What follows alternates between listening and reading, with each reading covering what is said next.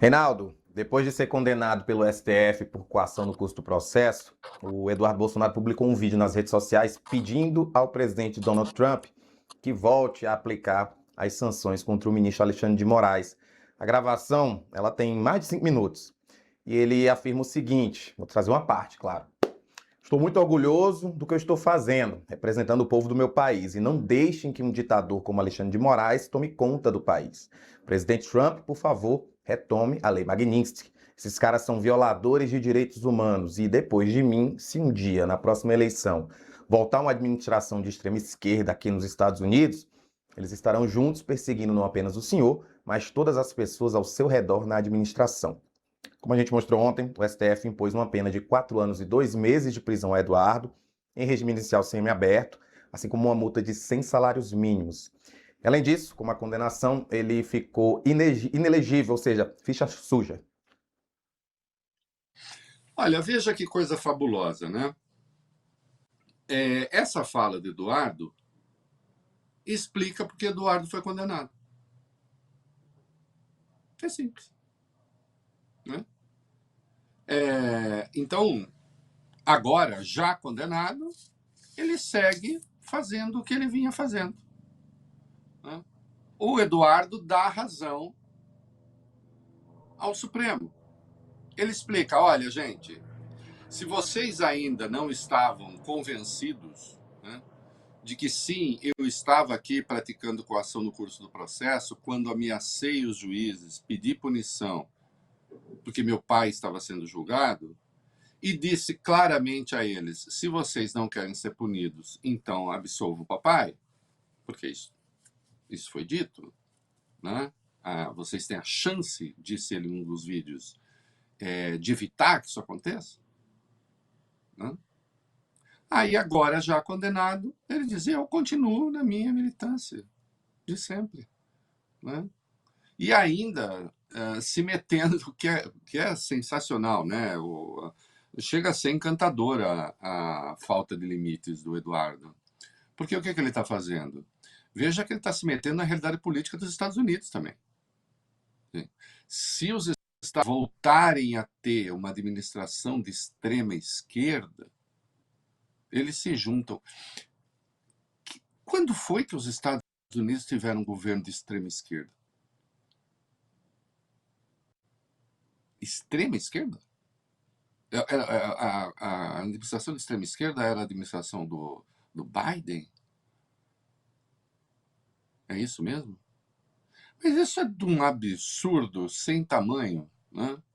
Mas, do ponto de vista em que o Eduardo vê o mundo, alguém como Biden é extrema esquerda.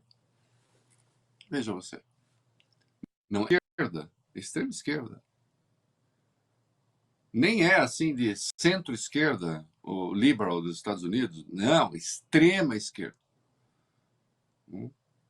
Isso é uma burrice, uma tolice em si, conceitualmente, porque as coisas tem coisas que são estúpidas do ponto de vista conceitual, isto é, você vai chegar à essência daquilo que está sendo dito. O que as palavras designam? Elas designam determinada realidade. É uma estupidez, porque, obviamente, alguém de extrema esquerda teria uma outra pauta. Agora, não é estúpido do ponto de vista da pretensão de quem fala o absurdo, sabendo que ele é falso. Aí é uma perspectiva racional. Racional no seguinte sentido, ele sabe que está mentindo, ele sabe que ele está lidando com falácias, mas isso é importante para a construção do discurso dele. Então, é a velha história. Isso explica a fala do Polônio em Hamlet. Né? Parece absurdo, mas tem método. Né? Parece absurdo, e é absurdo. Mas tem método. Por que ele está falando isso? Nós vamos falar de outra pessoa que citou a condenação do Eduardo Bolsonaro, porque o governador de São Paulo, Tarcísio de Freitas, disse que ela foi injusta. O governador também avaliou numa coletiva de imprensa na quarta que a decisão não prejudica a composição da chapa conservadora lá em São Paulo, da qual o Eduardo é o primeiro suplente de André do Prado, que é candidato ao Senado. Vamos acompanhar o que é que disse o Tarcísio depois de um evento em que entregou aí novas viaturas e armas às polícias civil e militar. Que aguardar o acordo sair e temos que aguardar o recurso que a defesa vai protocolar. Eu faço meus os argumentos que a defesa apresentou, então acho que a condenação foi injusta e não prejudica em nada o transcurso aí da eleição do nosso grupo, né? A eleição do Flávio, a eleição dos nossos senadores aqui. Então vamos aguardar agora. Assim se lhe parece, né? Vamos lá. Bom, primeiro, lá está o Tarcísio a dizer que a condenação foi injusta, né? Eu sempre fico fascinado com isso, né? Eu perguntaria retoricamente ao governador, né, duas questões. Primeiro, por que ele não tenta achar uma nova tinta do cabelo, que tem coisa melhor que isso que o mercado oferece. Dois, é um gracejo, vai, Rafael, eu posso fazer esse gracejo, só digo que tem coisa que compatibiliza melhor com a pele dele. E dois, se não foi coação no curso do processo aquilo que Eduardo fez, o que seria coação no curso do processo?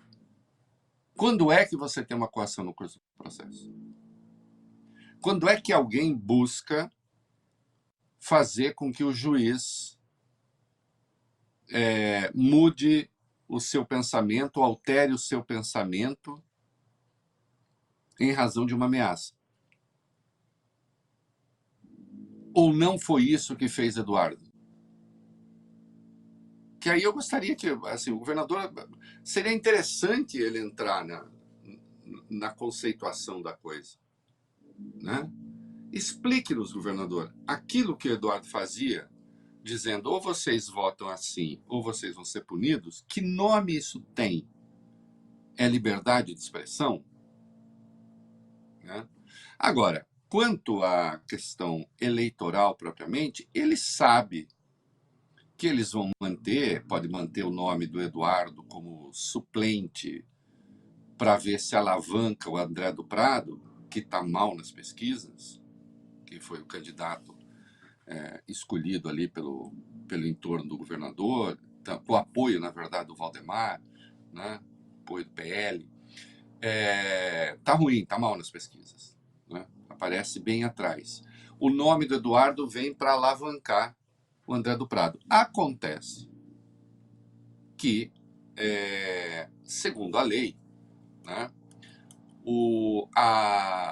segundo o Código Eleitoral, artigo 91, a chapa para o Senado ela é una. Se você tiver um suplente considerado inelegível, toda a chapa cai. Então, eles vão manter, como cabe recurso da decisão ainda, embargos de declaração e não sei o quê, vão recorrer e vão perder, né? Certamente. Né? Eles vão manter até a última hora e aí, na hora H, vão substituir o candidato. Porque, senão, caso o eleito fosse André do Prado e o Eduardo fosse considerado inelegível, que ele é, né? Toda a chapa estaria anulada, né? O André do Prado também, se eleito fosse, né, teria o mandato cassado. Eles não vão correr esse risco.